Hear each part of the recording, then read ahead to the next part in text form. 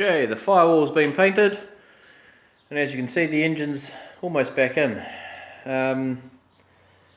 We went with the crinkle cut type finish, which is also going to adorn the two inner guards and the underside of the hood.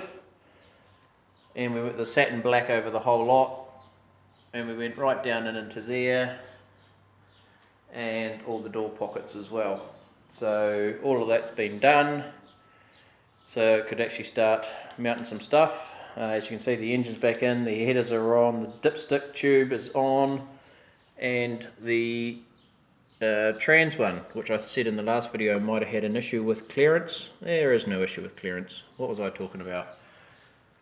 So yeah, that's going in slowly.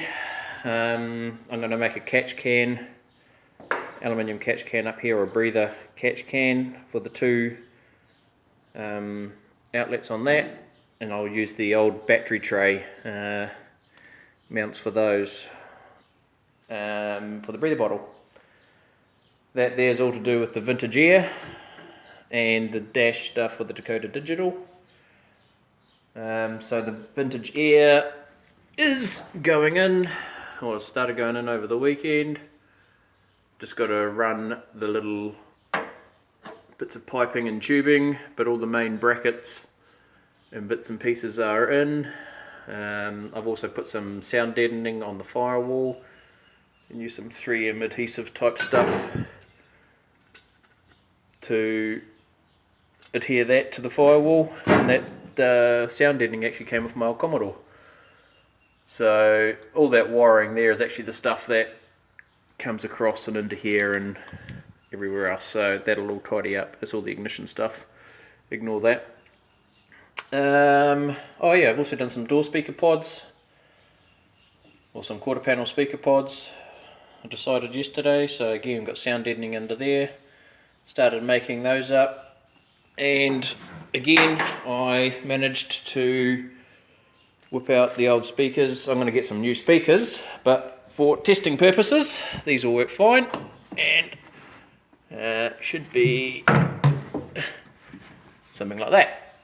So the idea is we'll mount the plastic piece up to the board, get all that vinyled or wrapped in one thing, make it look some pretties, and then screw the speakers onto it so that we have some noise. So that's one going in there. They've got a nice little plastic cover to help protect, and I've sealed off all the sealed off all the stuff in there as well. So and I've done the other side as well, and then there's the other side speaker there. Hello puppy. Also said I'd stuffed up the steering, which I haven't. As you can see down here, there's one nipple. We were able to rethread those. There was no issues there. They screw back on. Banjo fitting on top to a dash 4, and then a dash 4 crush fitting through the piece of pipe to the other dash 4 at the other end. Oh, watch out puppy. And then down over there you can just see the end of the other banjo fitting and the dash 4 end connector there. And there's two of those on the smooth surface. You'll notice there was one piece of wire or pipe left, and that's for my middle one under there. On the bigger angle I went with 14mm banjos the whole way around. I probably could have gone to like an 8 or 10mm dash 4, and as a consequence I'm basically having to lop off about 5mm off the top of that fitting through there because of that peak right here, just for some clearance issues. I just want to make sure I've got enough and that nothing vibrates. And finally, my inner guards. So these are getting ready to be texture coated as well. This is the one that was all up the shit. Someone had already cut it out down to here. Where did it go? Over here. I think it went along that line and then cut down here. So they'd cut a huge bit out. Oh no, in here. Came across there, down and into there.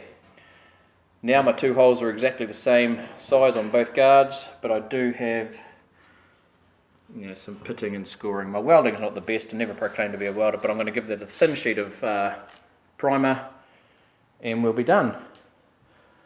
So yeah, I've got all the rubbers for the guards.